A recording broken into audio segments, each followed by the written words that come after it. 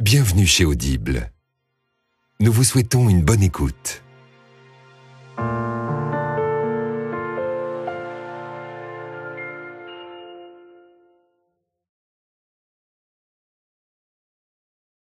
Les yeux du frère éternel, légende de Stefan Zweig.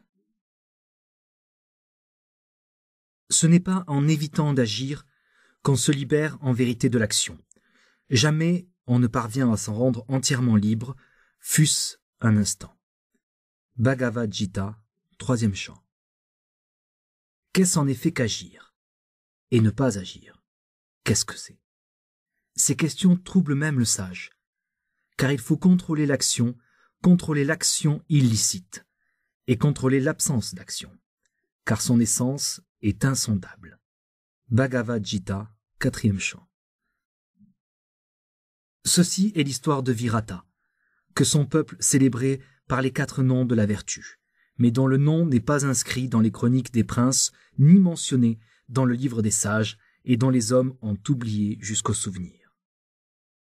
En ce temps-là, avant même que le grand Bouddha fût venu sur la terre et eût répandu parmi ses fidèles la lumière de la connaissance, vivait au pays des Birwaga, auprès d'un roi Rajput, un noble homme, Virata, qu'on appelait l'éclair du glaive, parce que c'était outre un chasseur dont les traits ne manquaient jamais le but, un guerrier intrépide par-dessus tous les autres, dont la lance ne se dressait point en vain, dont le bras s'abattait comme la foudre lorsqu'il avait brandi l'épée. Son front était serein, ses yeux soutenaient sans brancher le regard des humains. Personne ne l'avait vu plier sa main pour la crisper en un point mauvais, et jamais on n'avait entendu sa voix pousser le cri de la colère. Il servait fidèlement son roi, et ses esclaves le servaient avec respect, car on ne connaissait pas d'homme plus juste le long des 5 bras du fleuve.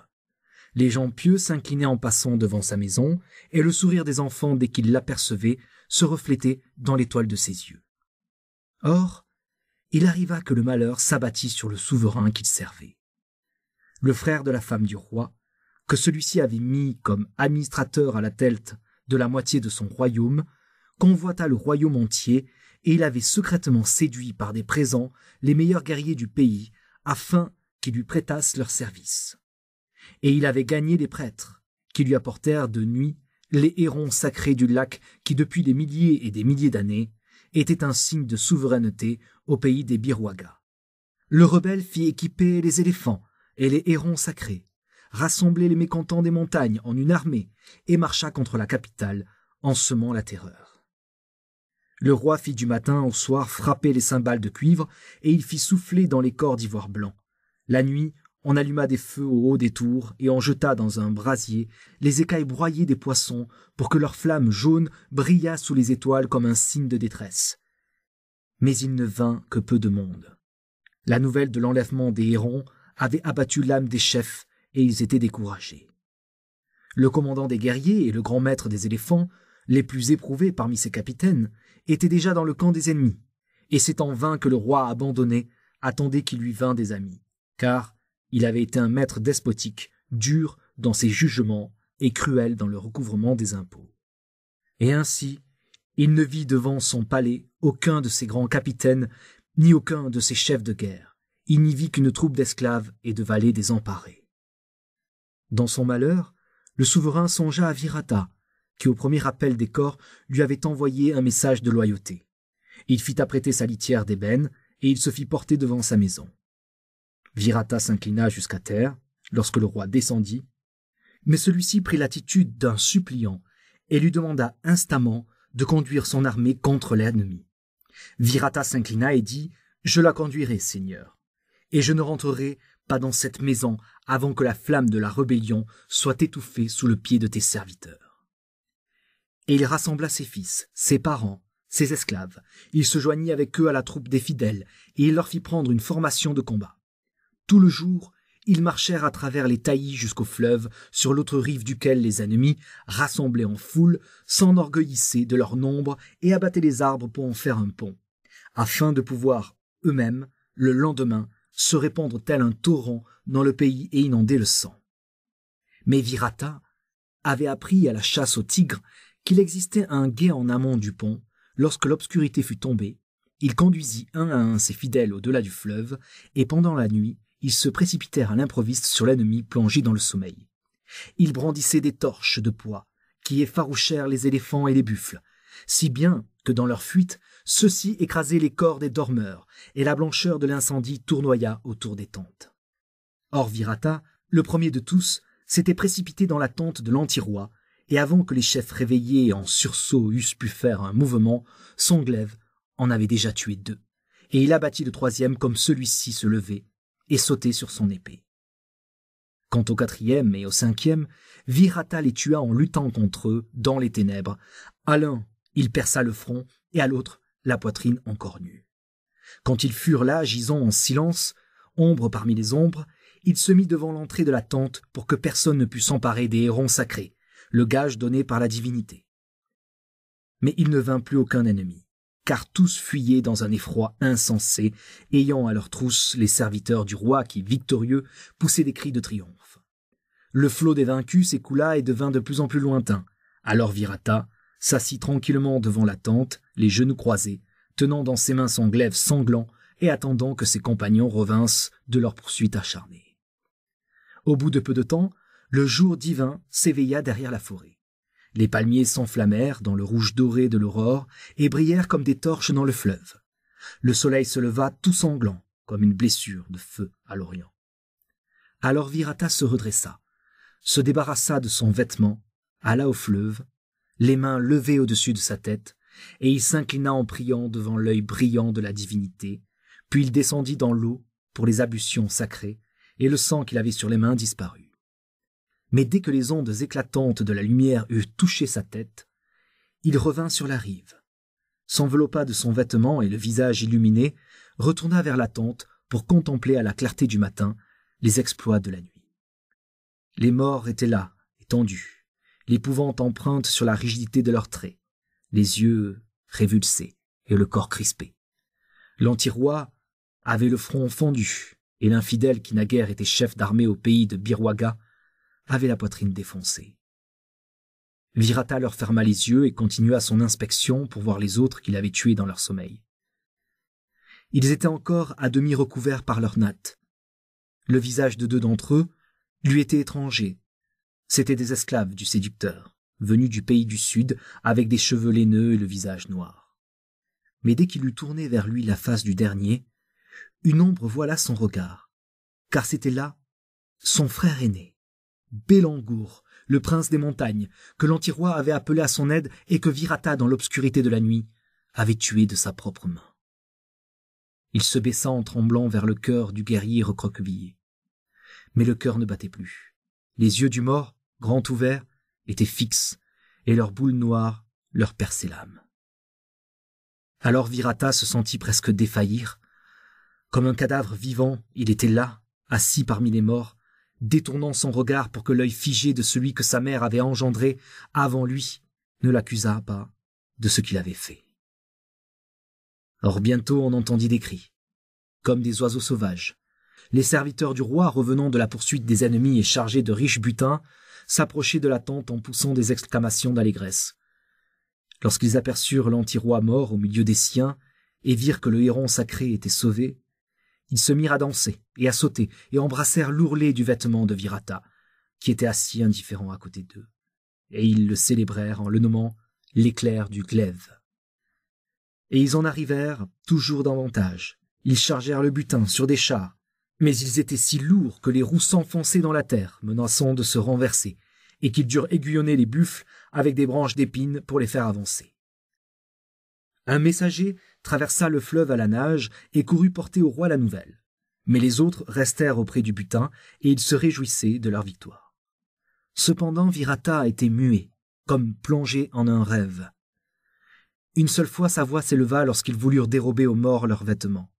Alors il se leva et leur ordonna d'aller chercher du bois et d'entasser les cadavres sur un bûcher, pour qu'ils brûlent et qu'ainsi leur âme entre purifiée dans le devenir. Les serviteurs s'étonnèrent qu'il agît ainsi à l'égard des conjurés, dont le corps méritait d'être déchiré par les chacals de la forêt et les ossements de blanchir sous le feu du soleil. Cependant, ils firent sa volonté.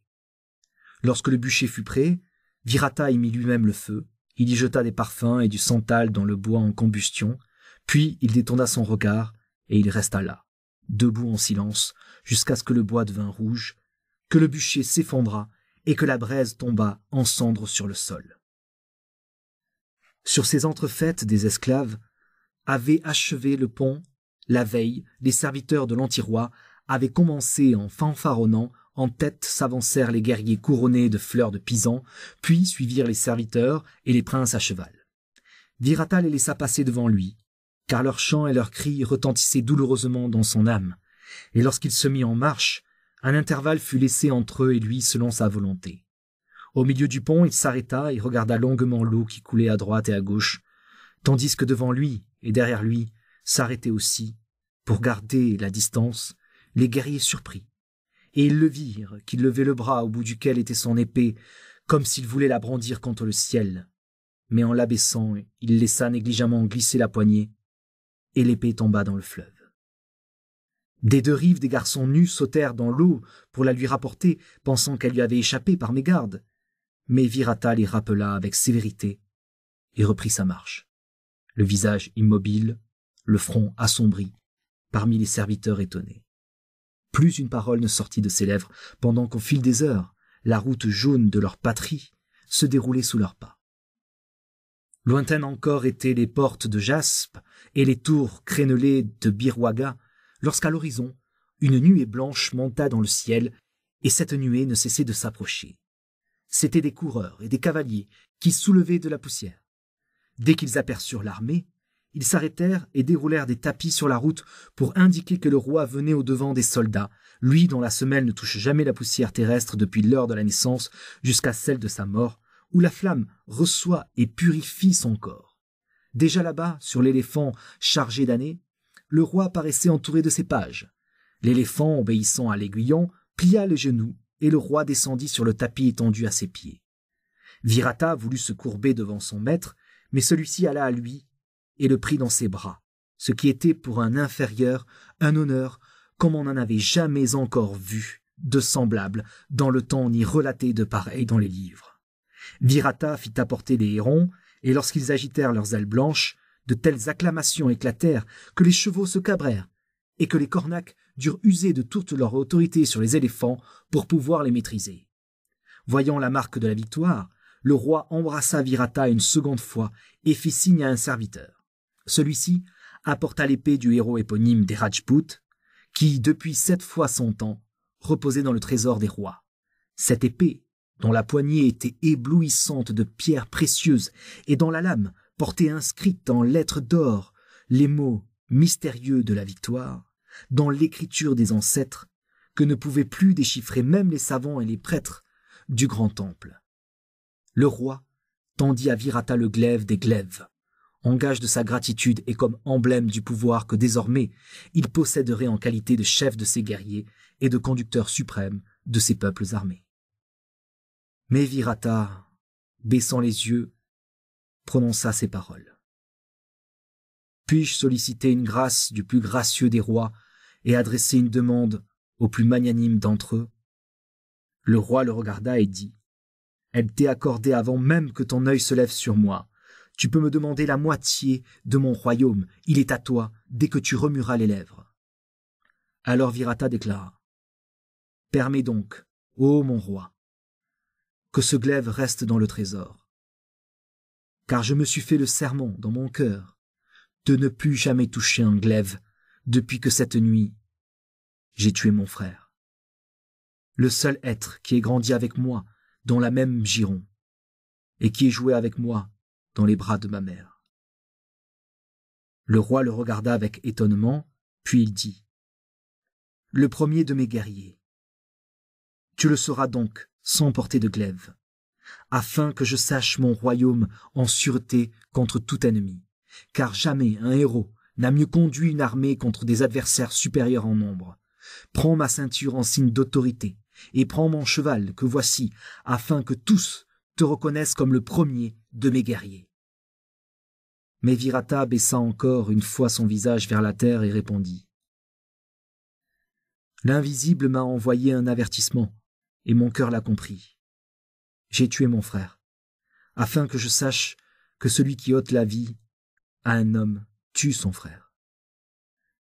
Je ne puis pas être chef de guerre, car dans l'épée réside la force, et la force est l'ennemi du droit. Celui qui participe au péché d'homicide est lui-même un mort. Or, je ne veux pas que ma personne inspire la peur, et je préfère manger le pain du mendiant plutôt que de ne pas respecter cet avertissement que j'ai reconnu. La vie est une chose brève dans l'éternel devenir. Permets que j'en vive ma part comme un homme juste. Le visage du roi s'obscurcit un instant, et il y eut autour de lui un silence d'effroi, aussi grand qu'avait été précédemment la violence du bruit, car on n'avait jamais entendu dire, dans les temps des pères et des arrière-grands-pères, qu'un homme libre eût contredit le roi et qu'un prince eût refusé un présent de sa main. Mais le souverain regarda ensuite les hérons sacrés, signe de la victoire, que Virata avait capturés, et son visage s'éclaira de nouveau, tandis qu'il prononçait ces paroles. « Je t'ai toujours reconnu brave contre mes ennemis, Virata, et comme un homme juste par-dessus tous les serviteurs de mon royaume. S'il faut donc que tu me manques dans les combats, je ne veux pas me passer entièrement de tes services. Puisque tu sais ce qu'est la faute et que tu la pèses comme un juste, tu seras le premier de mes juges, et tu rendras la justice du haut de l'escalier de mon palais, afin que la vérité soit gardée dans l'enceinte de mes murailles et que le droit soit respecté dans le pays. » Virata s'inclina devant le roi. Il embrassa ses genoux en signe de remerciement. Le roi le fit monter sur l'éléphant à son côté, et ils entrèrent dans la ville aux 60 tours, dont les acclamations déferlaient autour d'eux comme une mer déchaînée. Du haut de l'escalier couleur de rose, à l'ombre du palais, Virata rendit désormais la justice au nom du roi, du lever du soleil à son coucher. Sa parole était semblable à une balance qui oscille longtemps avant de mesurer un poids. Son regard incisif sondait l'âme du coupable, et ses questions pénétraient avec persévérance dans la profondeur des crimes comme un blaireau fouille la profondeur de la terre. Sévère était sa sentence, mais il ne la rendait jamais dans la même journée, laissant toujours entre l'interrogatoire et l'arrêt prononcé le froid intervalle de la nuit. Pendant les longues heures qui vont jusqu'au lever du soleil, les siens l'entendaient alors marcher, sans répit, sur la terrasse de sa maison, en méditant sur le juste et l'injuste, et avant de rendre son jugement, il plongeait dans l'eau ses mains et son front, afin qu'il fût pur de la fièvre et de la passion. Et toujours, lorsqu'il avait prononcé, il demandait aux condamnés si l'erreur était dans ses paroles. Mais ils étaient rares. Il était très rare que quelqu'un y trouvât à redire. En silence, ils embrassaient le bas de son siège et la tête inclinée acceptaient la peine comme si elle venait de la bouche même de la divinité. Jamais la bouche de Virata n'avait annoncé une sentence de mort, même lorsqu'il s'agissait d'un grand criminel, et il n'écoutait pas ceux qui en étaient partisans, car il ne voulait pas verser le sang. La margelle des puits, des ancêtres Rajput, où le bourreau autrefois courbait les têtes pour frapper, et qu'avait à force d'y couler bruni le sang des suppliciés, était devenue blanche au cours des années, lavée par la pluie.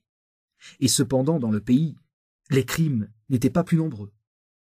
Il faisait enfermer les malfaiteurs dans la prison des rochers, à moins qu'il ne les envoyât dans la montagne casser des pierres pour édifier les murs des jardins, ou dans les moulins à riz, au bord de la rivière, dont il tournait les roues avec les éléphants.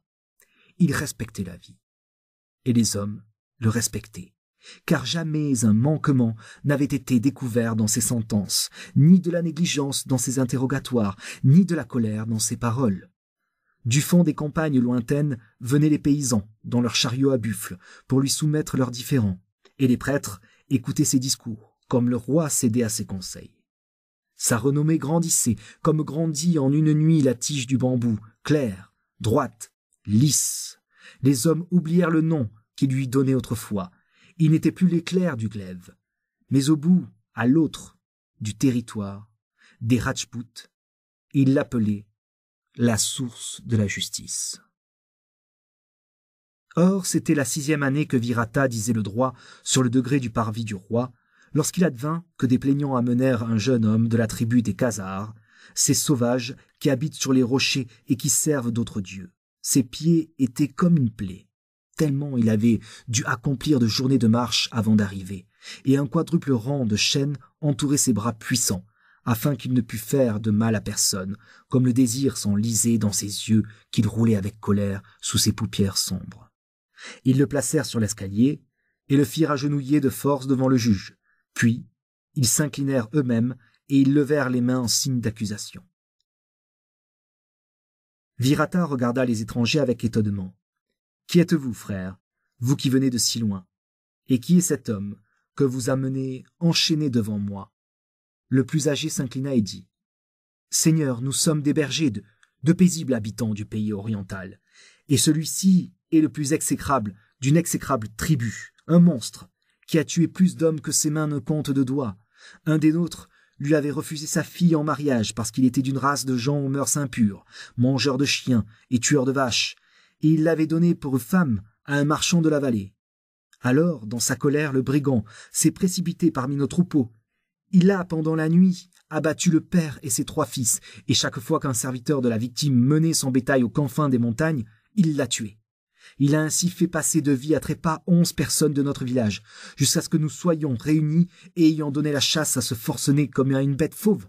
Et maintenant, nous l'avons amené devant le plus juste de tous les juges, afin que tu en délivres le pays. » Virata releva les yeux sur l'homme enchaîné. « Est-ce vrai ce qu'ils disent ? Qui es-tu ? Es-tu le roi ? » ?»« Je suis Virata, son serviteur et le serviteur du droit, chargé de trouver pour toute faute une expiation et de séparer le vrai du faux. » L'homme enchaîné garda longtemps le silence, puis son regard se fit dur. « Comment peux-tu savoir de loin ce qui est vrai et ce qui est faux, puisque ta science ne s'abreuve que des paroles des hommes ? C'est à ton tour à présent de te faire entendre, afin que je discerne la vérité. » L'homme fronça dédaigneusement les sourcils. « Je ne plaide pas contre ces gens-là. Comment peux-tu savoir ce que j'ai fait, alors que moi-même j'ignore ce que font mes mains quand la colère s'empare de moi? J'ai traité comme il le méritait cet homme qui vendait une femme pour de l'argent, et j'ai fait justice à l'égard de ses enfants et de ses serviteurs. Ils ont beau m'accuser, je les méprise, et je méprise ta sentence. » En entendant cet irréductible insulter le juge intègre, un ouragan de protestations monta du bas de l'escalier et l'huissier du tribunal levait déjà son bâton d'épine pour frapper. Virata apaisa tout le monde d'un geste et reprit son interrogatoire. Dès que les accusateurs avaient fini de lui répondre, il questionnait l'homme enchaîné, mais celui-ci se contentait de serrer les dents avec un sourire de méchanceté. Une fois encore, il dit « Comment veux-tu savoir la vérité d'après les paroles des autres ?» Lorsque l'interrogatoire fut terminé, le soleil de midi pesait droit sur les épaules.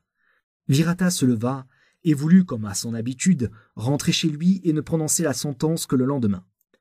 Mais les plaignants levèrent les mains. « Seigneur, dirent-ils, il nous a fallu 7 jours de voyage pour voir ton visage, et il nous faut 7 jours encore pour retourner dans notre pays.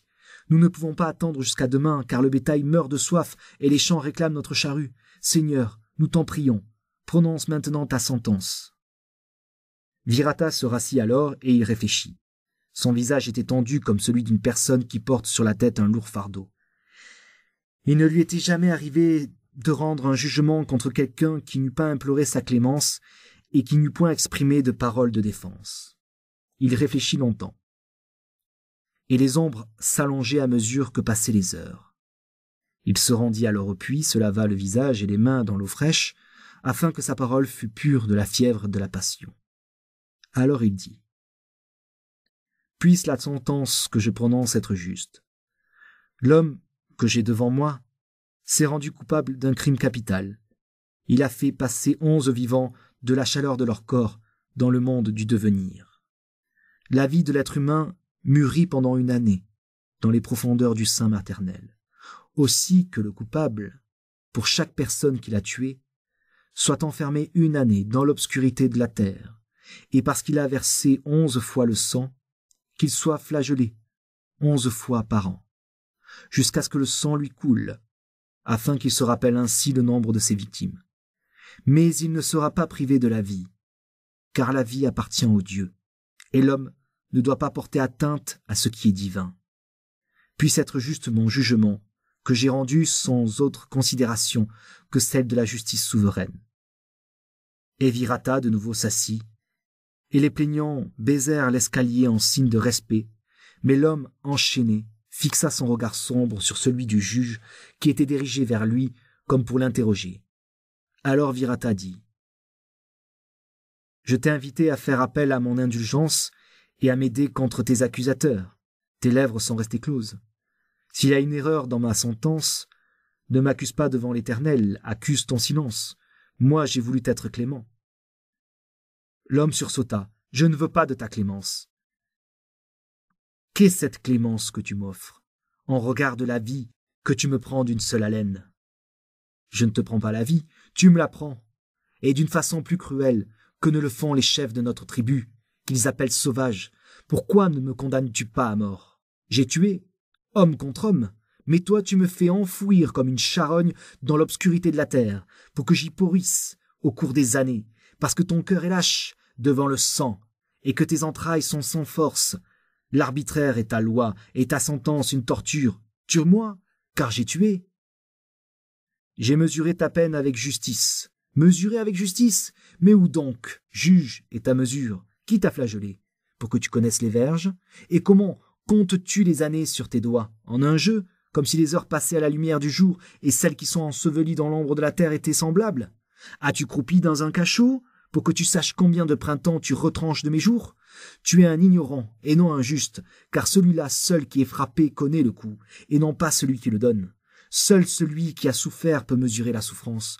Ton orgueil s'arroge de la prétention de punir les coupables, alors que c'est toi-même le plus coupable de tous, car j'ai tué dans la colère, sous l'empire de la passion, mais toi, tu m'ôtes la vie de sang-froid, et tu m'appliques une mesure que ta main n'a pas pesée, et dont elle n'a jamais éprouvé la lourdeur. Ôte-toi du siège de justice, ô juge, de peur que tu ne roules au bas de l'escalier. Malheur à celui qui mesure avec une mesure arbitraire. Malheur à l'ignorant qui pense qu'il connaît le droit. Quitte ton siège, juge ignorant, et ne juge pas les hommes vivants avec des paroles mortes. » Pendant qu'il parlait, la haine sortait de sa bouche et le rendait blême. Et de nouveau les autres voulurent se précipiter sur lui, mais Virata les arrêta encore une fois. Passa près du sauvage en détournant la tête et dit doucement « Je ne peux pas rompre ta sentence qui a été prononcée sur ce seuil. Puisse-t-elle avoir été juste ?» Puis Virata s'en alla, pendant qu'on s'emparait du condamné, qui, bien qu'enchaîné, essayait de résister. Une dernière fois, le juge se retourna. Et il vit que les yeux de l'homme qu'on entraînait le regardaient, fixes et méchants. Et il sentit passer au cœur un frisson. On voya combien il ressemblait aux yeux de son frère, qui l'avait retardé en cette heure où il venait de le tuer dans la tente de l'anti-roi. Ce soir-là, Virata n'adressa plus une parole à un être vivant. Le regard de l'étranger était enfoncé dans son âme comme un trait de feu, et les siens l'entendirent aller et venir toute la nuit, heure après heure, sans qu'il pût dormir, sur le toit de sa maison, jusqu'au moment où le matin se leva rouge entre les palmiers. À l'aube, Virata prit son bain dans l'étang sacré du temple et fit sa prière face à l'Orient. Puis il rentra chez lui, revêtit son habit jaune des jours de fête, salua gravement les siens qui observaient ses manières solennelles avec étonnement, mais sans le questionner, et il se rendit seul au palais du roi, qui lui était ouvert à toute heure du jour et de la nuit. Il s'inclina devant lui et toucha le bas de sa robe en signe de demande. Le roi abaissa sur lui son regard clair et lui dit « Ton désir a touché mon habit, Virata? Il est exaucé avant que tu le formules. Tu as fait de moi ton juge suprême. Depuis 7 ans, je rends des sentences en ton nom, et je ne sais pas si j'ai bien jugé. Accorde-moi de garder le silence pendant 1 lune pour chercher une voie vers la vérité, et permets que je taise cette voix devant toi et tous les autres. Je veux agir sans commettre d'injustice et vivre pur de toute faute. » Le roi s'étonna. « Mon royaume sera pauvre en justice, de cette lune jusqu'à l'autre lune. Pourtant, je ne te demande pas la voie que tu as choisie. Puisse-t-elle te conduire à la vérité? » Virata baisa le seuil en signe de gratitude, inclina la tête une fois encore et se retira. Passant alors dans l'ombre de sa maison, il rassembla sa femme et ses enfants. Pendant tout le temps qu'une lune s'arrondit, « Vous ne me verrez pas. Prenez congé de moi et ne me posez pas de questions.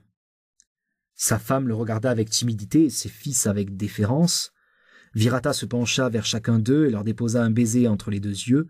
« Maintenant, allez dans vos appartements et renfermez-vous, pour qu'aucun ne regarde où je vais en sortant d'ici, et ne demandez pas de mes nouvelles avant la prochaine lune. » Chacun d'eux se détourna sans mot dire. Virata enleva son habit des grands jours, se couvrit d'un vêtement sombre, pria devant les images de la divinité aux 1000 formes, remplit de son écriture plusieurs feuillets de palmier, qui roula contre un parchemin. La nuit venue, il se mit en route, abandonna sa maison silencieuse et se dirigea vers le rocher, devant la ville, où se trouvait l'entrée de la mine et des cachots souterrains. Il frappa à la porte du geôlier, jusqu'à ce que celui-ci se levât de sa natte et demanda qui était là. « Je suis Virata, le juge suprême. Je viens voir celui qu'on t'a amené hier. »« Seigneur, il est enfermé dans le cachot qui se trouve au plus profond des ténèbres. Faut-il que je t'y conduise, Seigneur ? Je connais l'endroit. Donne-moi la clé et recouche-toi. Demain, tu le trouveras devant ta porte. Et ne dis à personne que tu m'as vu aujourd'hui. » Le geôlier s'inclina, apporta la clé et un flambeau.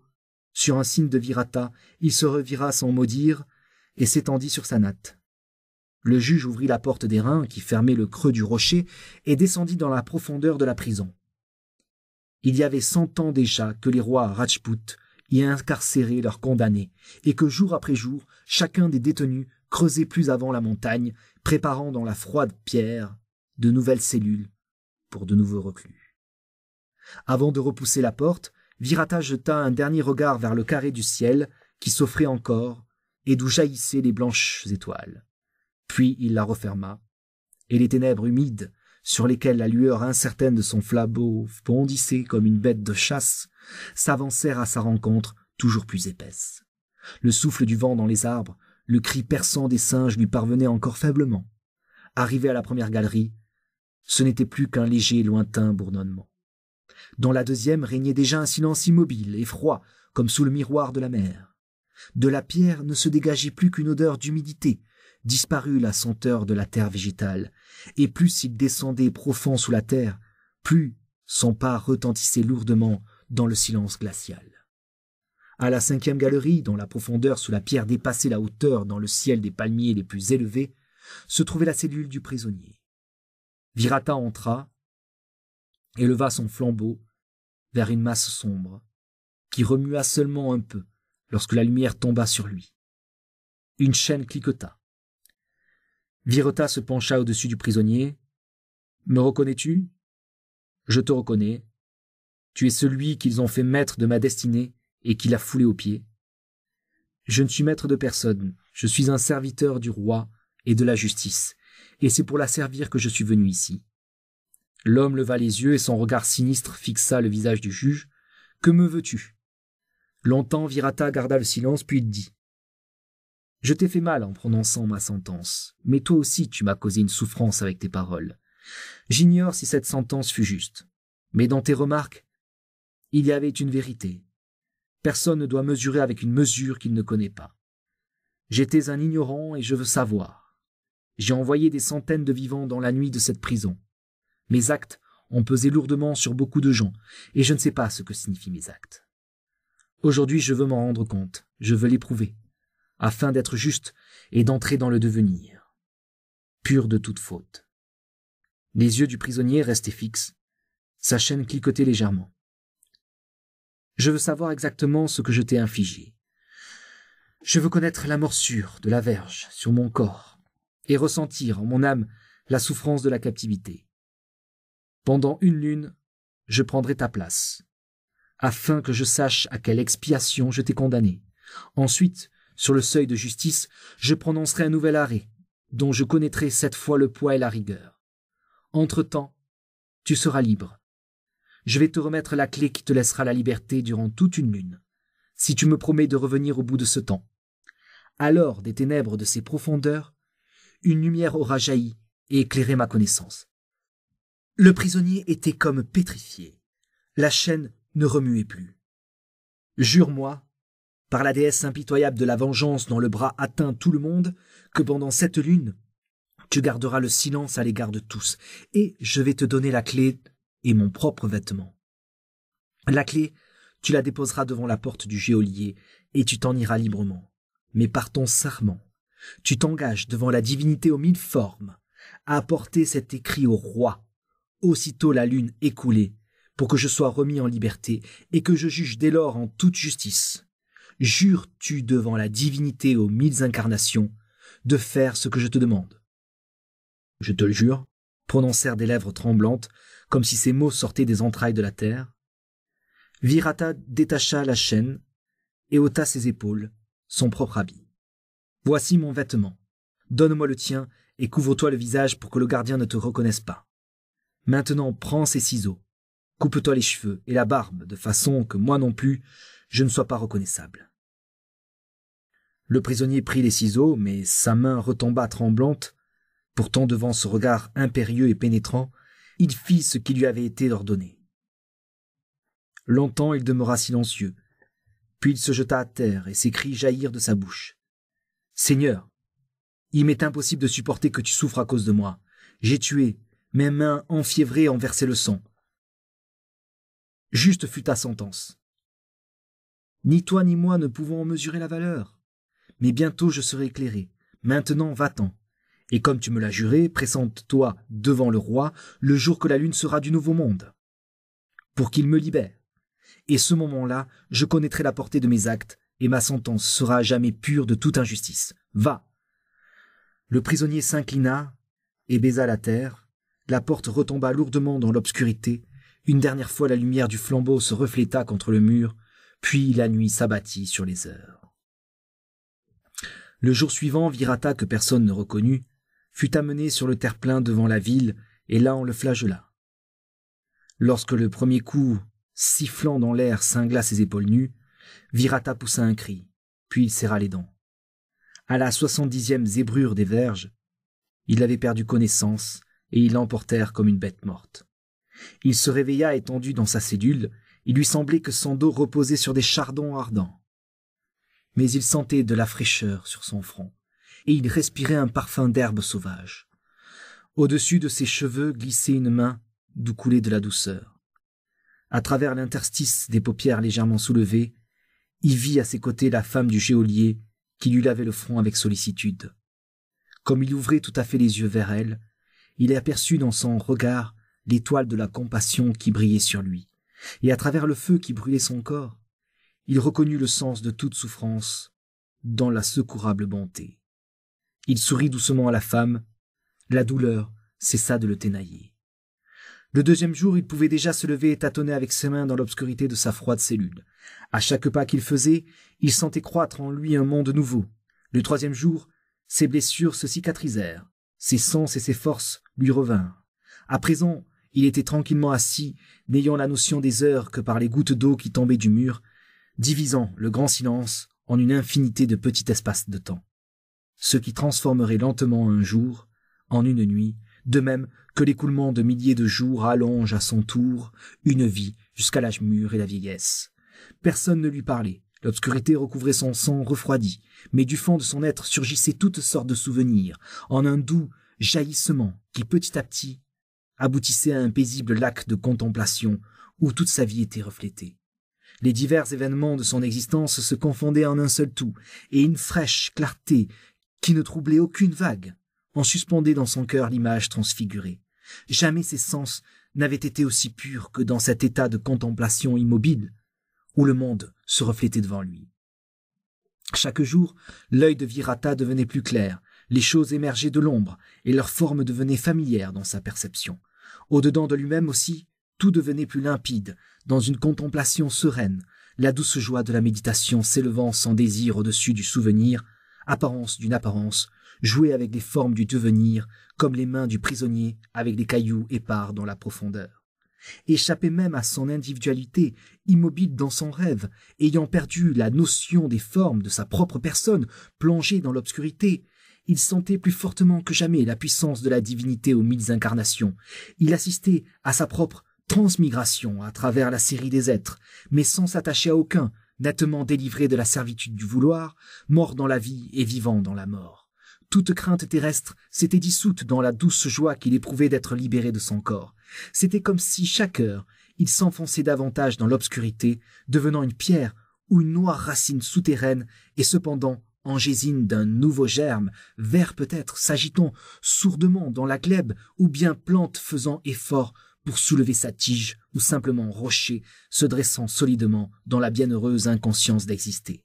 Pendant 18 nuits, Virata jouit du divin mystère de la contemplation et du ravissement, détaché de sa propre volonté, débarrassé de l'aiguillon du vouloir vivre.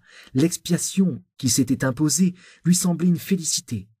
Et déjà, faute et punition ne lui apparaissaient plus que comme des songes flottant au-dessus de la lumière éternelle de la connaissance.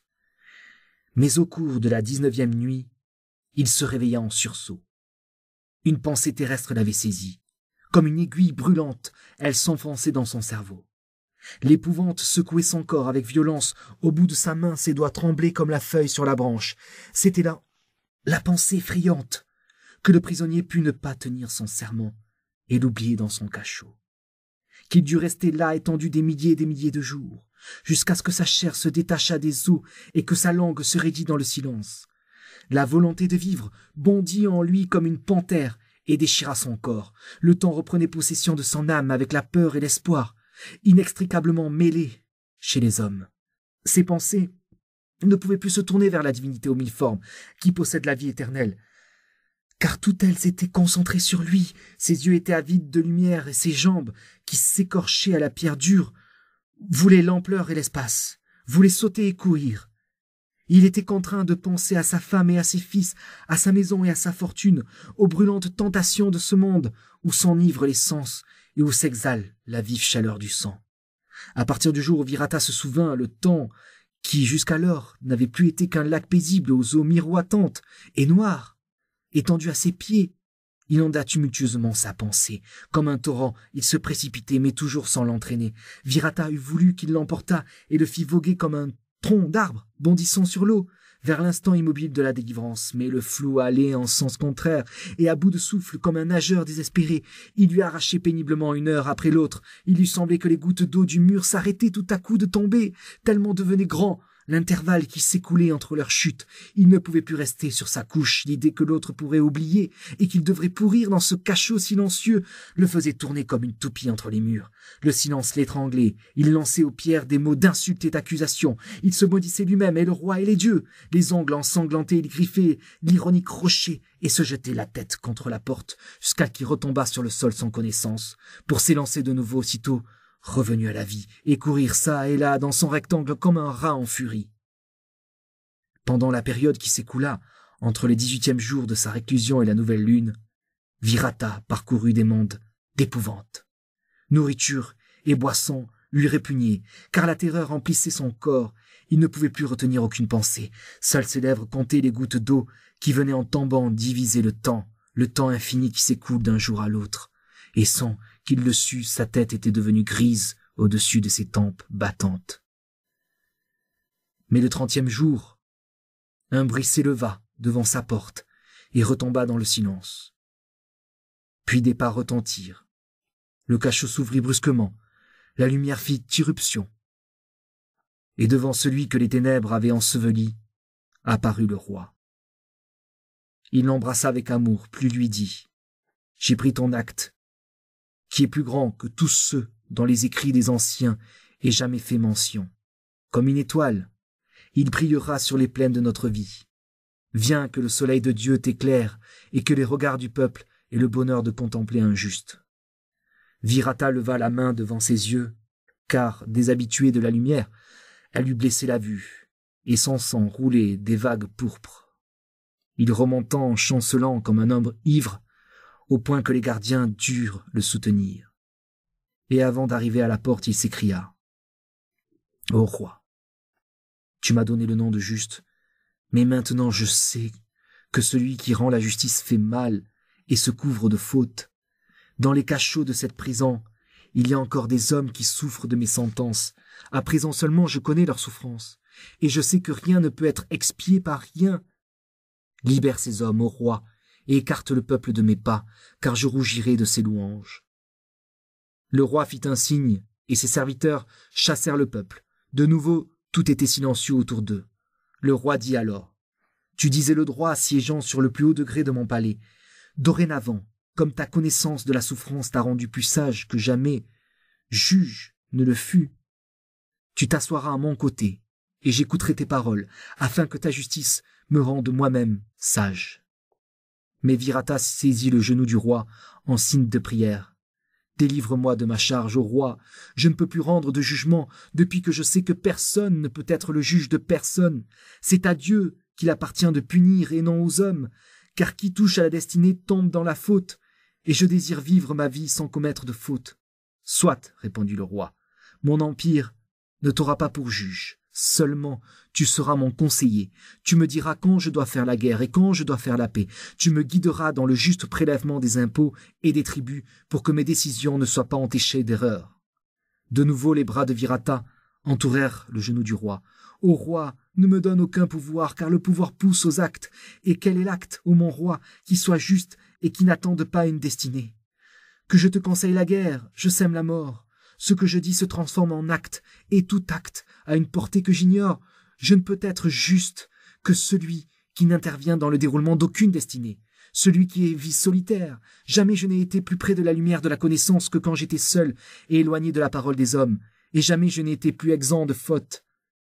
Permets que je vive en paix dans ma maison, sans autre office que de présenter mes offrandes aux dieux, afin que je reste pur de toute faute. Je te laisse aller à contre-cœur, dit le roi. Mais qui peut contredire un sage et troubler la volonté d'un juste? Vis selon ta volonté. C'est un honneur pour mon royaume qu'il se trouve dans ses frontières quelqu'un qui vit et agit sans faute. Ils franchirent la porte, puis le roi le quitta. Virata partit seul, aspirant la douce chaleur du soleil, l'âme légère comme jamais, car il regagnait sa maison en homme libre de toute charge.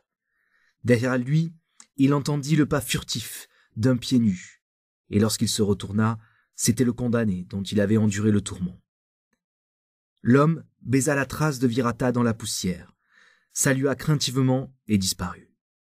À cet instant, pour la première fois depuis l'heure où il avait vu l'œil vitreux de son frère, Virata sourit et joyeux, il entra dans sa maison. Virata vécut des jours de lumière. Son réveil était une action de grâce, car il lui était donné de percevoir la clarté du ciel au lieu des ténèbres. Il jouissait des couleurs et des parfums de la terre sacrée, ainsi que de la pure musique qui se fait entendre dans le matin. Chaque jour, il accueillait comme un grand bienfait la merveille de la respiration et l'enchantement des membres agiles. Pieusement, il cueillait les sensations que lui donnait son propre corps, le corps souple de sa femme, le corps vigoureux de ses fils, pénétré avec délice de l'universelle présence de la divinité aux mille formes, l'âme rendue ailée par la douce fierté de ne jamais sortir des limites de sa propre vie pour attenter à la destinée des autres et de ne jamais se montrer hostile envers l'une des 1000 incarnations de l'invisible divinité. Du matin au soir, il lisait dans les livres de la sagesse et il s'exerçait dans les diverses catégories de la prière, qui sont le silence de l'extase, la concentration d'esprit dans l'amour, la charité envers les pauvres et l'oraison propitiatoire. Son intelligence était devenue sereine, ses paroles étaient indulgentes, même pour le moindre de ses serviteurs, et les siens l'aimaient plus qu'ils ne l'avaient jamais aimé.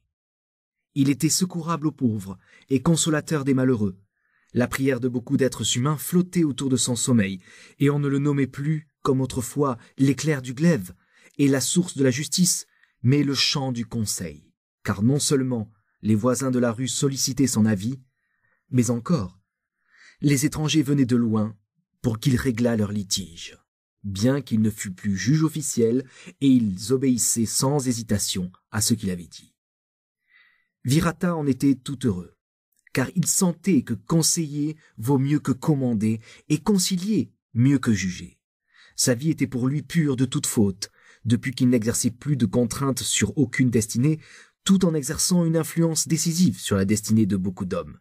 Et il goûtait le midi de sa vie avec joie et une sérénité sans pareille. Ainsi s'écoulèrent 3 années, et 3 autres encore, comme s'écoule un beau jour. Toujours plus apaisé devenait l'esprit de Virata, quand un différend était porté devant lui. Il avait maintenant de la peine à comprendre dans son âme qu'il y eût tant de troubles sur la terre et que les hommes s'agitassent sans cesse au gré de la mesquine jalousie et de l'individualité, alors qu'il avait devant eux l'immense vie, le parfum si doux de l'être. Il n'enviait personne, et personne ne l'enviait. Sa maison était comme une île de paix dans une vie étale, que ne touchaient ni les torrents, ni les passions, ni le fleuve des désirs.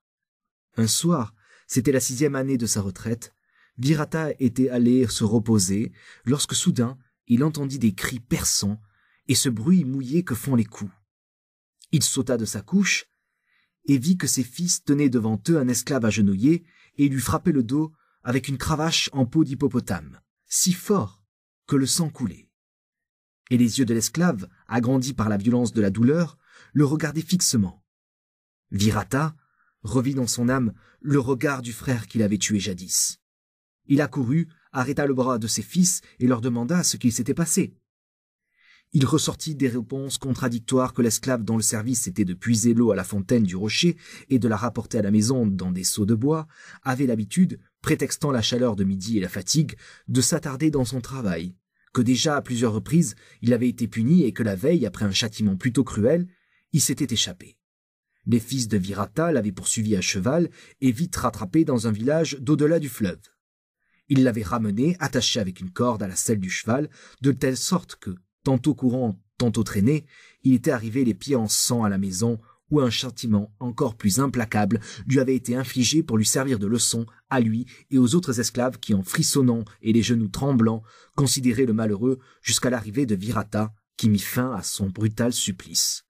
Virata regarda l'esclave, le sable sous ses pieds était imprégné de sang, ses yeux terrorisés étaient grands ouverts, comme ceux d'un animal qui va être égorgé, et Virata vit sous leur noire fixité l'horreur qu'il avait ressentie jadis dans la nuit de son cachot. « Lâchez-le, dit-il à ses fils, cette faute est expiée. » L'esclave baisa la poussière devant ses chaussures. Pour la première fois, ses fils s'éloignèrent de lui avec mécontentement. Virata rentra dans sa chambre. Machinalement, il se lava le front et les mains, et au contact de l'eau, il se rendit compte soudain avec effroi que tout à l'heure, il avait de nouveau agi comme un juge et prononcé une décision à l'égard d'un être humain. Et pour la première fois depuis 6 années, le sommeil lui manqua de nouveau. Or, comme il était là, étendu dans l'ombre, sans pouvoir dormir, il revit les yeux épouvantés de l'esclave. Où étaient-ce ceux du frère qu'il avait tué, ainsi que ceux pleins de colère de ses fils? Et il se demanda, avec anxiété, si ses enfants n'avaient pas commis une injustice envers ce serviteur. Pour une légère négligence, du sang avait souillé le sable de sa maison, les verges avaient meurtri un corps vivant, pour un petit manquement, et cette faute le brûlait plus que n'avaient fait les coups qu'il avait lui-même sentis naguère, comme autant de brûlantes vipères lui cinglaient la peau. Il est vrai que ce châtiment concernait non pas un homme libre, mais un esclave dont le corps, depuis le sein maternel, était sa propriété, d'après la loi des rois.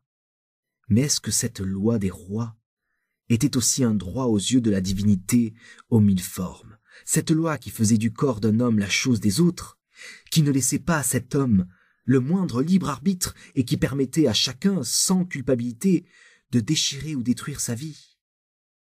Virata se leva de sa couche et fit de la lumière pour trouver une réponse dans les livres des sages. Nulle part son œil ne trouva de différence établie entre les hommes autres que la hiérarchie des castes et des états. Nulle part, dans l'être aux 1000 formes, il n'y avait de différence et de degrés dans l'existence de l'amour. Avec une avidité qui ne faisait que croître, il buvait la science, car jamais son âme n'avait fouillé avec plus d'ardeur une question. Soudain, la flamme de la lampe eut une brusque recrudescence de clarté, puis s'éteignit. Mais comme l'obscurité descendait brusquement des murs, Virata éprouva une étrange impression. Il lui semblait que l'espace où tâtonnait aveuglément son regard était non pas sa chambre, mais le cachot d'autrefois, dans lequel il avait alors reconnu, au milieu de ses souffrances, que la liberté était le droit le plus essentiel de l'homme, et que nul n'était autorisé à enfermer un être humain, ni pour la vie, ni même pour une seule année. Pourtant, il le voyait maintenant. Il avait emprisonné cet esclave dans le cercle invisible de sa volonté, et il l'avait enchaîné à l'arbitraire de sa décision, si bien qu'il ne jouissait plus de la liberté d'un seul de ses pas. Tandis que Virata était ainsi allongé dans le silence et qu'il sentait que ses pensées élargissaient sa poitrine, Une clarté se faisait en lui, une lumière descendant d'une hauteur invisible pénétrait en lui. À présent, il se rendait compte qu'ici encore il était coupable, tant qu'il assujettissait des hommes à sa volonté et qu'il les nommait esclaves, d'après une loi qui n'était que la loi fragile des hommes et non pas la loi éternelle de la divinité aux mille formes, et il s'inclina pour prier. Grâce te soit rendue, être aux mille aspects. Toi qui m'envoies des messagers de toutes les incarnations, afin qu'ils me délivrent de mes fautes, me conduisant toujours plus près de toi sur le chemin invisible de ta volonté. Fais que je les reconnaisse dans les yeux éternellement accusateurs du frère éternel que je rencontre en tout lieu, qui voit par mes yeux et dont je souffre les souffrances, afin que ma vie s'écoule dans la pureté et que je respire hors de toute faute. Le visage de Virata était redevenu serein, les yeux clairs. Il entra dans la nuit, il but le salut éclatant des étoiles, aspirant profondément le murmure du vent matinal qui dilatait ses poumons, et traversant les jardins, il gagna la rivière. Lorsque le soleil monta de l'Orient, il se plongea dans les flots sacrés et il revint vers les siens, qui étaient rassemblés pour la prière. Il se joignit à eux, les salua avec un bon sourire, renvoya d'un signe les femmes dans leurs appartements et parla à ses fils.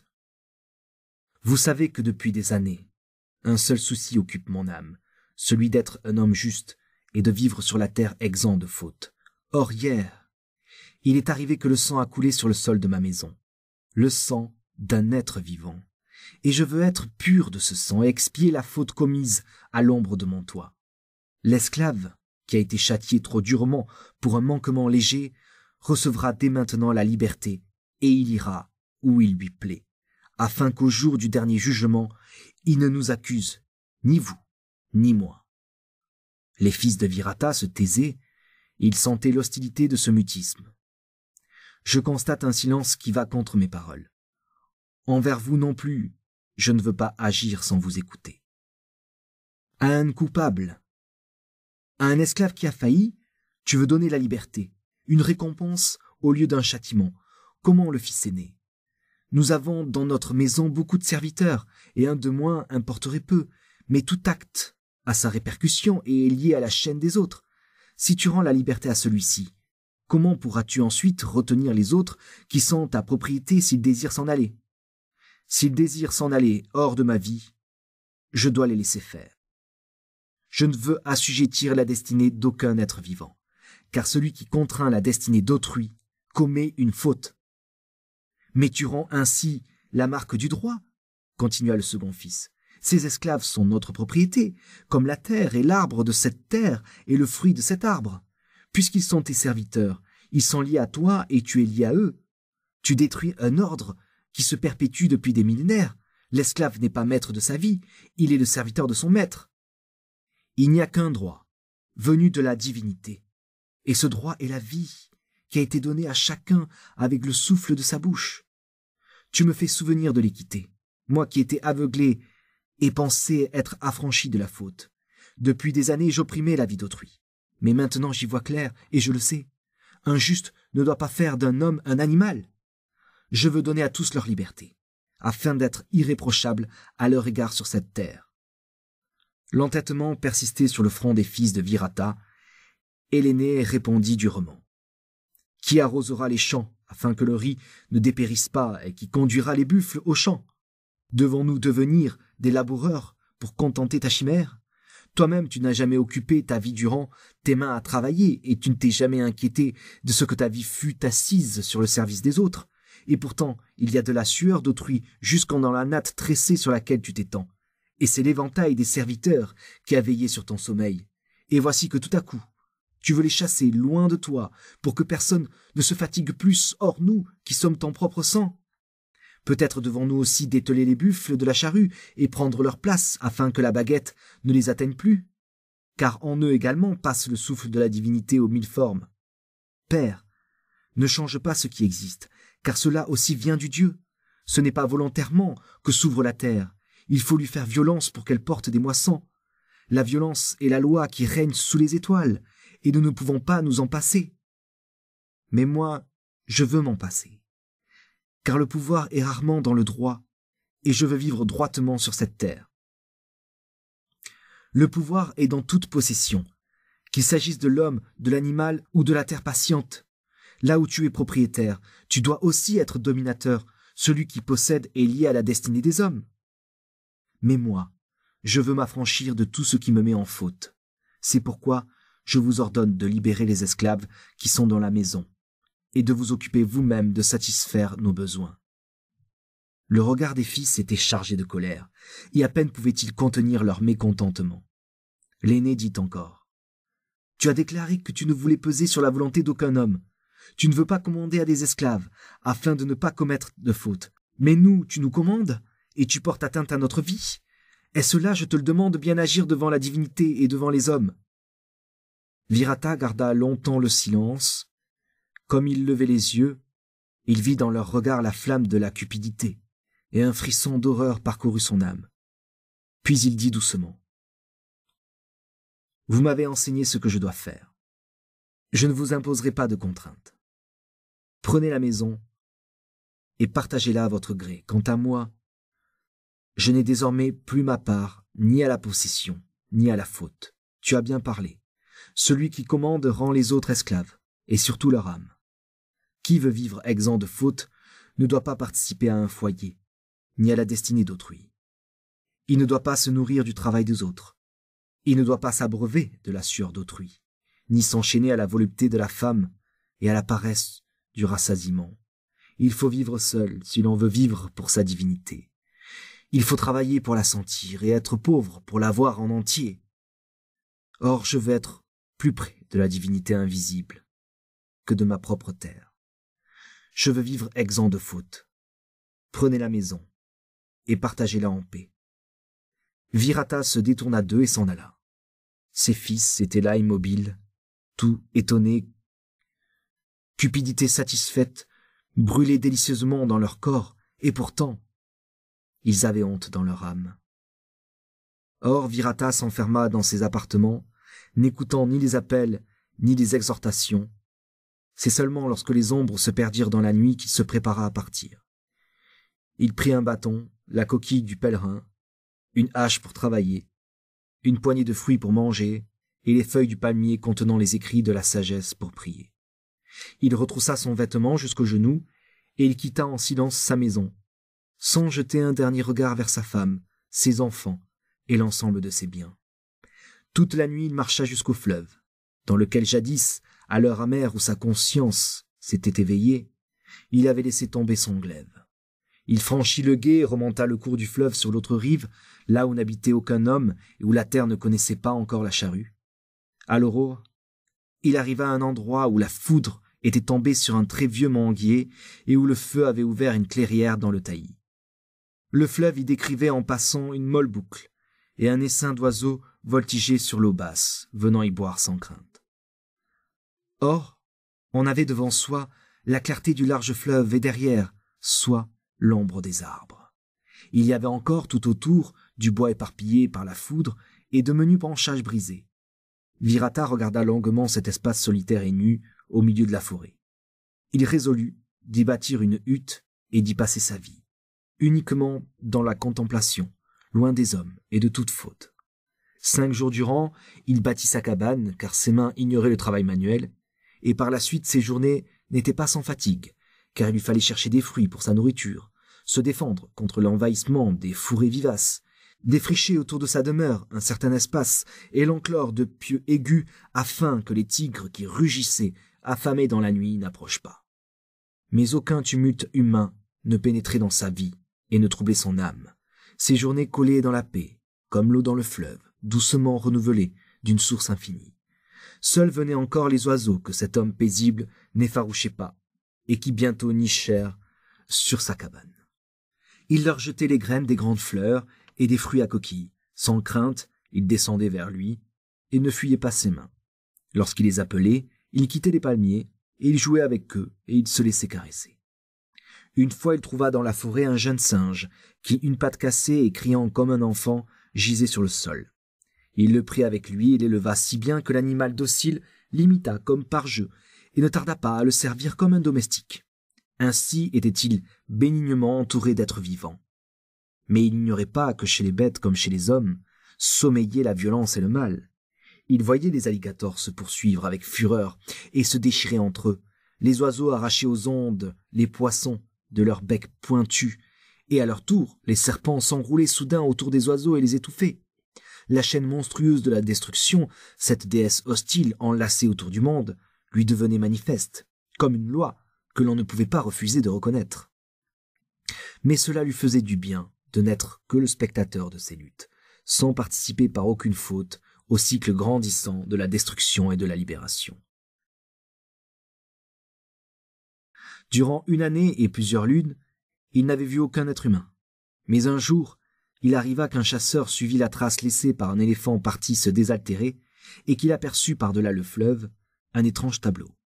La lumière jaune du soleil couchant enveloppant son corps, un homme à barbe blanche était assis devant une modeste hutte. Sur sa tête, des oiseaux se posaient en toute tranquillité. À ses pieds, un singe lui cassait des noix en frappant des coups sonores. Le vieillard avait les yeux dirigés vers la cime des arbres où se balançaient des perroquets au plumage bleu et bigarré, qui, le voyant tout à coup lever les bras, descendaient, nuages dorés, en battant des ailes, et venaient se poser sur ses mains. Le chasseur s'imagina qu'il avait devant les yeux le saint dont la venue était annoncée, et dont il était dit « Les bêtes lui parleront avec la voix des hommes, et les fleurs croîtront sous ses pas. Il pourra cueillir les étoiles avec les lèvres et écarter la lune d'un souffle de son haleine. » Et laissant la chasse, il reprit avec hâte le chemin du logis pour narrer ce qu'il avait vu. Déjà le jour suivant, les curieux affluaient pour observer. De l'autre rive, le prodige et le nombre des spectateurs étonnés grossissaient toujours, jusqu'au moment où l'un d'entre eux reconnut Virata, celui qui avait disparu de son pays, abandonnant maison et richesse pour l'amour de la grande justice. La nouvelle vola et se répandit au loin. Elle atteignit le roi, qui ressentait douloureusement l'absence du fidèle Virata. Il fit équiper une barque montée par 4 fois 7 rameurs, et ils fendirent les flots en remontant le cours du fleuve jusqu'à l'endroit où se trouvait la hutte. Des tapis furent étendus sous le pied des rois, qui s'avança au-devant du sage. Mais il y avait 1 an et 6 lunes que la voix des hommes n'avait plus touché les oreilles de Virata. Il restait là devant ses hôtes, en proie à l'hésitation et à la timidité. Il oubliait le salut du serviteur devant son seigneur et roi. Il se contenta de dire « Béni soit ta venue, ô mon roi ». Le roi le prit dans ses bras. « Depuis des années, je vois que ton chemin te conduit vers la perfection, et je suis venu contempler ce spectacle rare qu'est la vie d'un juste, afin d'en tirer un enseignement. » Virata s'inclina. « Ma science réside uniquement en ce que j'ai désappris de vivre avec les hommes, pour rester pur de toute faute. Le solitaire ne peut instruire que lui seul. Je ne sais pas si ce que je fais est sage. Je ne sais pas si ce que je ressens est le bonheur. Je ne peux rien enseigner ni conseiller. La sagesse du solitaire est autre que celle du monde. La loi de la contemplation n'est point celle de l'action. » « Mais voir comment vit un juste, c'est déjà apprendre, » répondit le roi. « Depuis que j'ai vu tes yeux, j'éprouve une joie innocente. Je n'en demande pas davantage. » De nouveau Virata s'inclina, et de nouveau le roi le serra dans ses bras. « Désires-tu quelque chose de moi dans mon royaume, ou veux-tu que je porte un mot au tien ? Plus rien n'est mien, ô roi, ou plutôt, tout ici-bas est mien. J'ai oublié que j'eus jadis une maison parmi d'autres maisons, et des enfants parmi d'autres enfants. L'homme qui n'a pas de patrie à l'univers à lui, celui qui est détaché à la plénitude de la vie. L'homme qui est exempt de faute possède la paix. Je n'ai qu'un désir, rester dans cet état sur cette terre. Adieu donc, et pense à moi dans tes prières. Je pense à la divinité, et ainsi je pense également à toi, et à tous ceux qui vivent sur cette terre, qui participent de la divinité et de son souffle. » Virata s'inclina. Le bateau du roi redescendit en glissant le cours du fleuve, et durant beaucoup de lunes, aucune voix humaine ne retentit aux oreilles de l'ermite. De nouveau la renommée de Virata déploya ses ailes, et comme un faucon blanc vola au-dessus du pays. La nouvelle de l'homme qui avait quitté sa maison et ses biens pour mener une vie de pure méditation atteignit les villages les plus éloignés jusqu'aux huttes des bords de la mer, et les gens appelèrent cet homme qui vivait dans la crainte de la divinité l'étoile de la solitude, l'honorant ainsi du 4e nom de la vertu. Les prêtres dans les temples et le roi devant ses serviteurs célébraient sans renoncement. Si quelque juge dans le pays prononçait une sentence, il ne manquait pas d'y ajouter « Puisse mon jugement être juste comme l'a été celui de Virata, qui vit maintenant pour la divinité et qui connaît toute sagesse. Par la suite, il arriva maintes fois, et de plus en plus avec les années, qu'un homme ayant reconnu l'injustice de ses actes et prenant conscience de l'égarement de sa vie, abandonnait sa maison et son pays après avoir distribué ses biens et prenait le chemin de la forêt afin d'y bâtir une cabane et vivre pour la divinité comme Virata. Car l'exemple est le lien qui unit le plus fortement les hommes sur la terre. L'acte d'un individu éveille chez le prochain une volonté de justice, au point qu'il s'arrache à la torpeur du rêve et se met à remplir utilement les heures. Et ceux qui s'étaient ainsi éveillés s'apercevaient du vide de leur vie. Ils voyaient du sang à leurs mains et de la faute dans leurs âmes.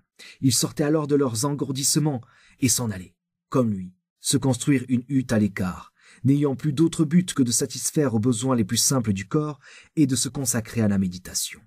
Quand ils se rencontraient sur les chemins en train de chercher des fruits, ils ne se disaient pas un mot, pour ne point lier de nouvelles relations, mais leurs yeux souriaient amicalement, et leurs âmes s'apportaient mutuellement la paix. Quant au peuple, il avait dénommé cette forêt l'ermitage de la piété. Et aucun chasseur n'en parcourait les fourrés pour éviter de souiller par le meurtre cette sainteté. Or, un matin que Virata allait par la forêt, il aperçut un des ermites étendu, sans mouvement sur le sol. Comme il se penchait sur lui pour le relever, il remarqua que son corps était sans vie. Virata ferma les yeux du mort, dit une prière et essaya de transporter hors du fourré cette dépouille d'une âme, pour lui édifier un bûcher, afin que le corps de ce frère entrât purifié dans le devenir. Mais le fardeau était trop lourd pour ses bras, qu'une maigre alimentation faite de seuls fruits avait privé de leur force. Il se rendit donc au prochain village, par le gué du fleuve, pour demander assistance.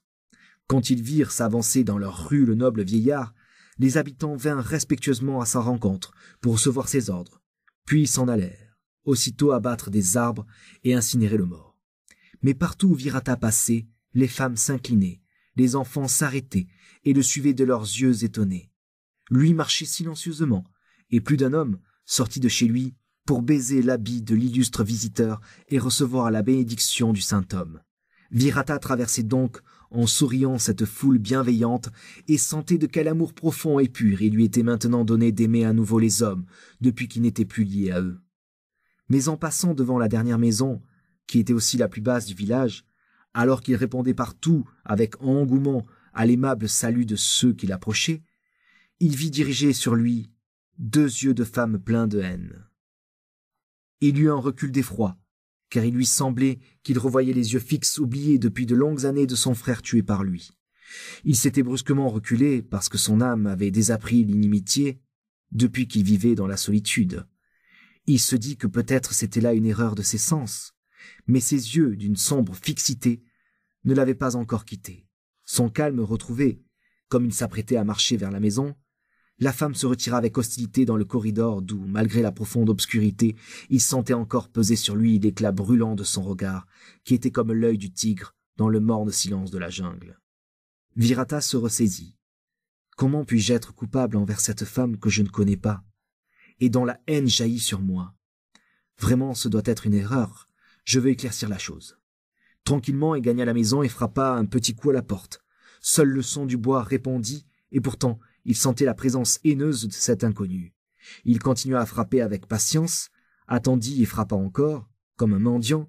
Finalement, après avoir longtemps hésité, la femme se montra, dirigeant sur lui des yeux sombres et méchants. « Que me veux-tu » lui lança-t-elle dans un feulement. Et il remarqua qu'elle était obligée de se tenir au chambranle tellement la colère la secouait. Mais Virata se contentait de la dévisager et son cœur se faisait léger, car à présent, il était certain de ne l'avoir jamais vue auparavant. Elle était jeune, et lui depuis des années avait quitté les voies des hommes. Jamais il ne pouvait l'avoir croisée dans sa vie, ni lui avoir fait aucun mal. « J'ai voulu t'apporter le salut de la paix, ô inconnu, répondit Virata, et te demander pourquoi tu me regardes avec colère. T'ai-je par hasard offensé? Dis-moi que t'ai-je fait? Ce que tu m'as fait. » Un sourire mauvais courut autour de sa bouche. Presque rien. Quelque chose de tout à fait insignifiant. Ma maison était pleine, et tu l'as vidée. Tu m'as ravi ce que j'avais de plus cher au monde, et tu as fait de ma vie une mort. Va-t'en, que je ne vois plus ton visage, sans quoi je ne pourrais pas contenir plus longtemps ma colère. Virata la regardait. L'inconnu avait les yeux si bizarres qu'il pensa qu'elle avait été frappée de folie, et se tournant pour partir, il lui dit « Je ne suis pas celui que tu penses. Je vis à l'écart des hommes, et je ne porte la responsabilité d'aucune destinée. Ton œil s'est mépris. » Mais sa haine éclata derrière lui. « Je te reconnais bien, toi que tout le monde connaît. Tu es Virata, qu'on appelle l'étoile de la solitude, celui à qui on a donné en signe de louange les 4 noms de la vertu. Mais moi, je ne te louangerai pas, car ma bouche t'accusera jusqu'à ce qu'elle atteigne le juge suprême des vivants. Viens donc, puisque tu veux savoir, et contemple ce que tu m'as fait. » Et elle empoigna Virata étonné, l'entraîna dans la maison, ouvrit brusquement la porte d'une pièce basse et sombre. Là, elle l'attira dans un coin où à terre, sur une natte, était étendu quelque chose d'immobile. Virata se pencha, mais il recula aussitôt horrifié. Le corps d'un enfant mort gisait là, et ses yeux le fixaient comme jadis les yeux de son frère, avec leur éternelle accusation. Mais à côté de lui, la femme tremblante de douleur s'écriait « C'était le 3e, le dernier que j'ai porté. Et tu me l'as tué aussi, toi qu'on appelle le saint et qu'on dit être le serviteur des dieux. » Et comme Virata voulait l'interrompre pour la questionner et se défendre, elle l'entraîna plus loin. « Voilà ce métier à tisser, ce métier vide. Ici, dans la journée, se tenait Paratika, mon époux, tissant la toile blanche dans tout le pays. Il n'était pas de meilleur tisserand. De loin, les gens venaient lui apporter du travail, et le travail nous apportait la vie. Nous coulions des jours limpides, car Paratika était un homme bon, et son activité était sans relâche. Il évitait les gens débauchés, il évitait aussi la rue.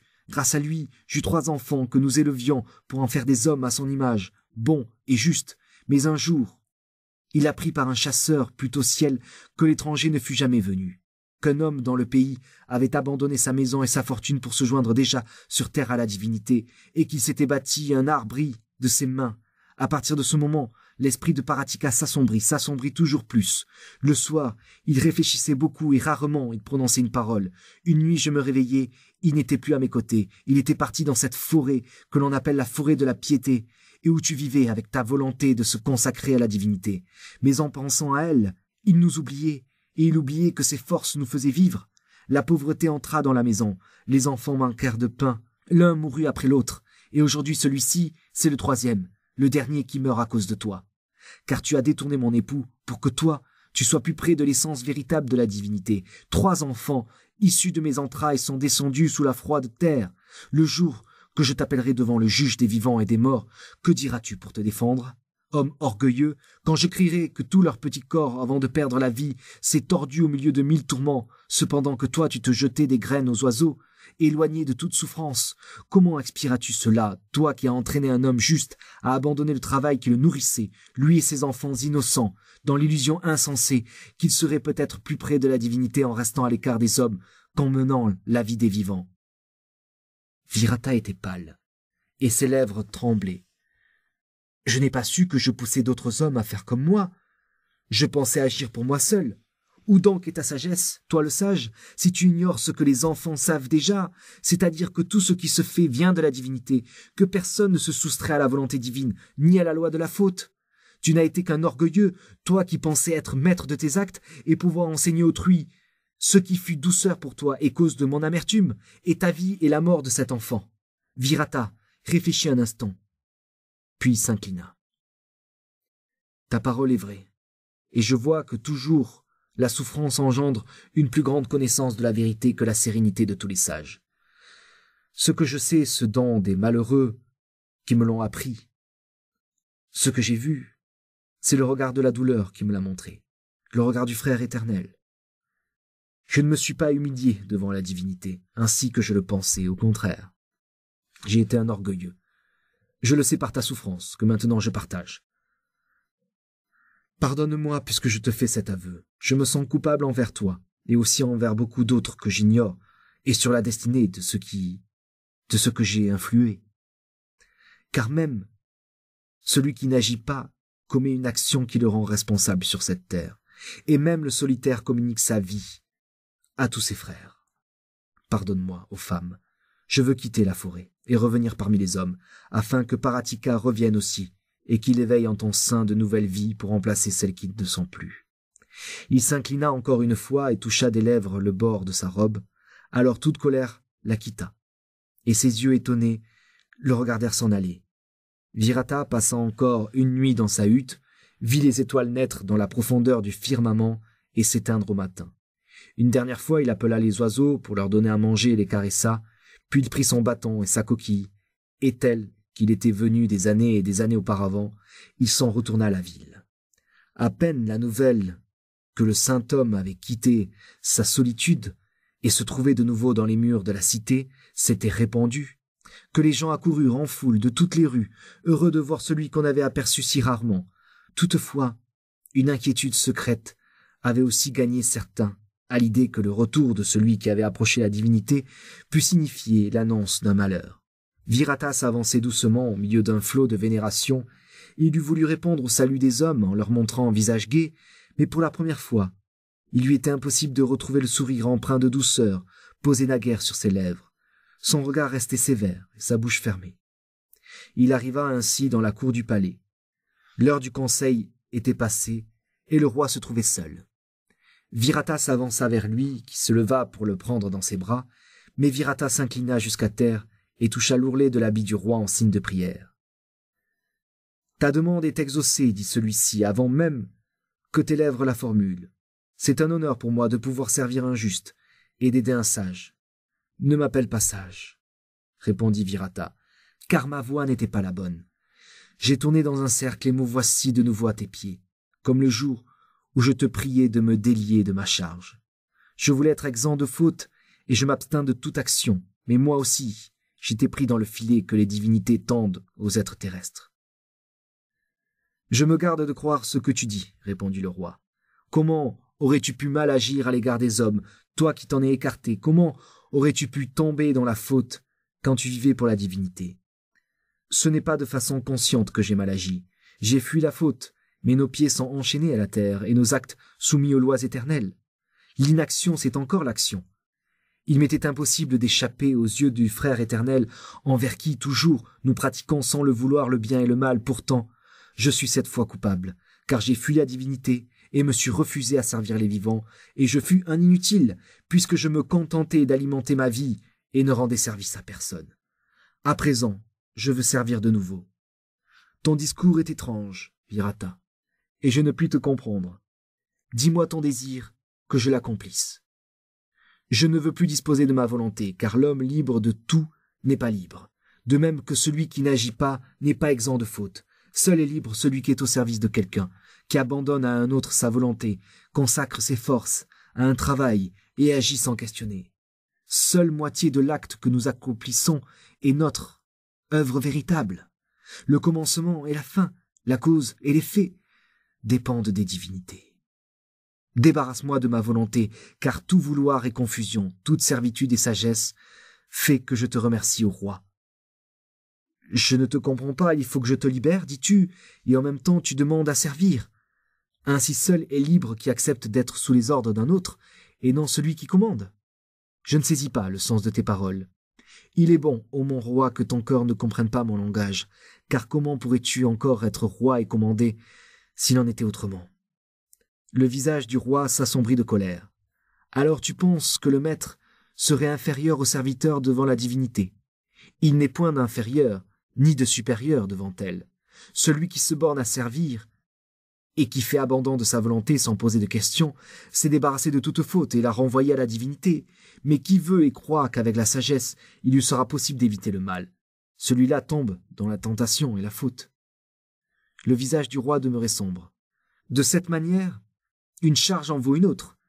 Il n'en est pas de plus élevé ni de plus humble devant la divinité et devant les hommes. Il se peut, ô mon roi, que certaines fonctions paraissent plus élevées aux yeux des hommes, mais devant la divinité toutes sont égales. Le roi regarda longuement Virata, et d'un œil dur, son orgueil se cabra méchamment en son âme.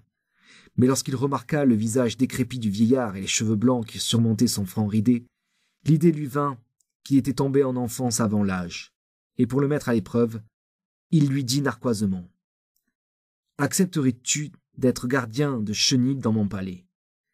Virata s'inclina et baisa le sol en signe de reconnaissance. À partir de ce jour, Le vieillard que le pays avait jadis honoré des 4 noms de la vertu eut la garde du chenil, dans une grange devant le palais, et il logea dans les sous-sols avec la valetaille. Ses fils rougissaient de lui. Ils contournaient lâchement le château pour ne pas le voir et n'être pas obligés de reconnaître leur parenté devant les autres. Les prêtres se détournaient de cet indigne. Seul le peuple s'arrêta et s'étonna pendant quelques jours quand passait avec la meute celui qui avait été autrefois le premier de l'Empire et qui maintenant était domestique. Mais comme il ne regardait personne, les gens se dispersaient vite et bientôt ils finirent par ne plus se soucier de lui.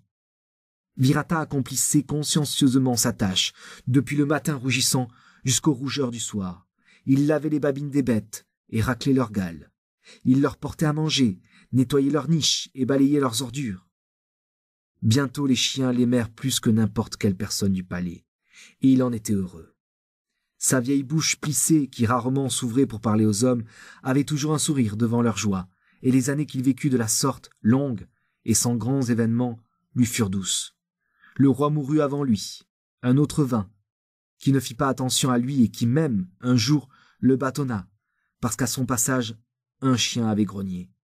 Les autres hommes, eux aussi oublièrent peu à peu qu'il vivait.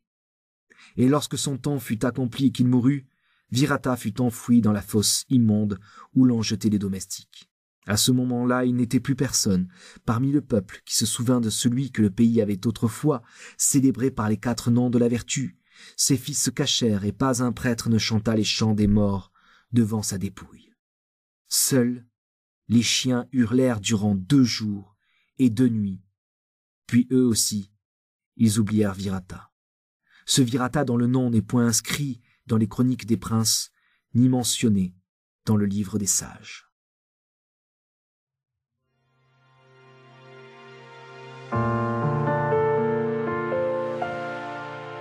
Merci et à bientôt chez Audible.